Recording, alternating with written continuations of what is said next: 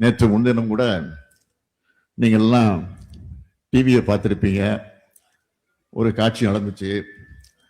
அதை பற்றியெல்லாம் நம்முடைய முத்தரசன் அவர்களும் குறிப்பிட்டு சொன்னார். மற்றவர்களும் எடுத்து சொல்லியிருக்கிறாங்க. நாட்டில் எனக்கு எத்தனையோ ஏராளமான பிரச்சனைகள் இருந்துட்டு இருக்கு. ஒரு பக்கம் மின்வெட்டு பிரச்சனை, இன்னொரு பக்கம் டெல்டா மாவட்டத்தில் விவசாயிகளுக்கு குளிர்ந்த நேரத்தில் தண்ணீர் திறந்து விட முடியல அப்படிங்கிற சூழ்நிலை. நீங்கள் கொண்ட என்னை பார்க்கணும். 2021க்கு பிறகு 5 வருஷம் ஆட்சி பொறுத்த போது ஒவ்வொரு ஆண்டும் ஓராண்டும் தவறாமல் நாம் மேட்டுக்கணையை குறித்த நேரத்துக்கு முன்பே திறந்து வைத்திருக்கிறோம். அதுதான் நம்முடைய ஆட்சி. ஆனால் இதையெல்லாம் எடுத்து சொல்லி எதிர்க்கட்சி தலைவராக இருக்கக்கூடிய நம்முடைய உதயநிதி அவர்கள் விளக்கமா விரிவா சட்டமன்றத்தில் பேசி இருக்கக்கூடிய சூழ்நிலை எல்லாம் எடுத்து சொல்லி அதன் மூலமாக முதலமைச்சர் அவர்கள் பதில் சொல்ல வேண்டும் என்று கேட்டிருக்கிறார்.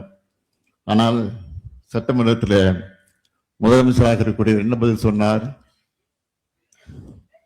எங்கே காணும், உங்க அப்பாவை காணும், இதை சொல்லி இருக்கிறார். அப்பா அங்க தேடாதீங்க, மக்கள் மனசுல பயந்து இருக்கிறான். அதுக்கு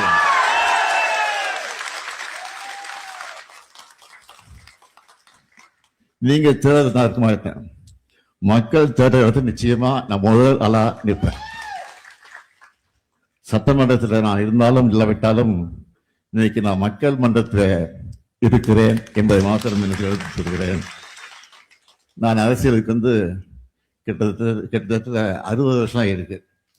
ஆக அந்த 60 வருஷமா மக்களாக தான் இருந்து கொண்டிருக்கிறேன்.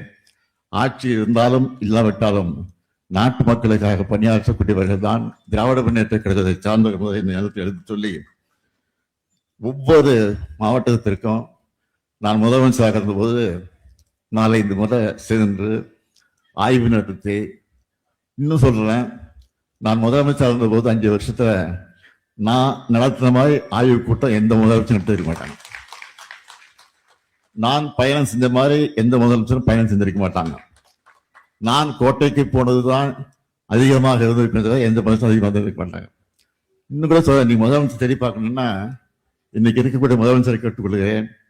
கோட்டையில தான் கோப்புகள் எல்லாம் இருக்காது. ஆக அந்த கோப்புகளை எடுத்து பாருங்க, அதில் கையெழுத்து போட்டுப்பேன். முக ஸ்டாலின் தேடி பார்க்கணும் அவசியமே இல்லை. அந்த கையெழுத்தை பாருங்க, அது தெரியும் உங்களுக்கு. மகளிருக்கு கலைஞர் உரிமை தொகையாக மாதம் 1000 ரூபாய் வழங்கப்படும் கையெழுத்து போட்டிருப்பான். அங்க ஸ்டாலின் இருப்பான். புதுமை பெண் திட்டத்தின் மூலமாக மாதம் 1000 ரூபாய் வழங்கப்படும் என்ற அந்த கோப்பை பாருங்க, அதுலயும் முக ஸ்டாலின் கையெழுத்து போட்டிருப்பான். தமிழ் புதல்வன் திட்டம் 1000 ரூபாய், அதுல ஸ்டாலின் இருப்பான். ஆக எங்கேயும் தேடிட்டு இருக்க அவசியமே இல்லை. கோட்டையிலே இருக்கிறேன், நான் தான் ஆட்சியில் இருக்கிறேன். இன்னும் சொல்றேன், அண்ணா சொல்லியிருக்கிறார். ஒரு முறை சொன்னார், அண்ணா சொன்னார், தமிழ்நாட்டிற்கு தமிழ்நாடு என்று பெயரை சூட்டி இருக்கிறேன், இது போது எனக்கு வாழ்க்கையில.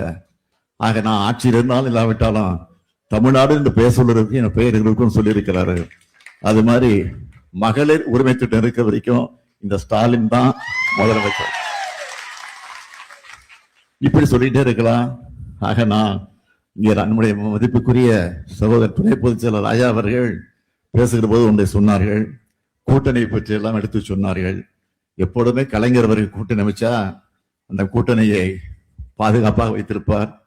அவங்களாக போனாதான் வர தவிர கலைஞர் இதுவரை விட்டது கிடையாது. அதே மாதிரிதான் நானும் அவர் வழி நின்று நான் எந்த கூட்டணியாக இருந்தாலும் விட மாட்டேன். ஆனால் அவர்களாக போனால் அதற்கு நான் ஒன்றும் சொல்ல முடியாது. அதுதான் என்னுடைய கடமை. ஆனா இன்றைக்கு இருக்கக்கூடிய மக்கள் எல்லாம் கூட்டணியே தேவையில்லை என்றுதான் சொல்லிக் கொண்டிருக்கிறார்கள். நிச்சயமாக அதையும் நாங்கள் விரைவில் பரிசீலிப்போம்.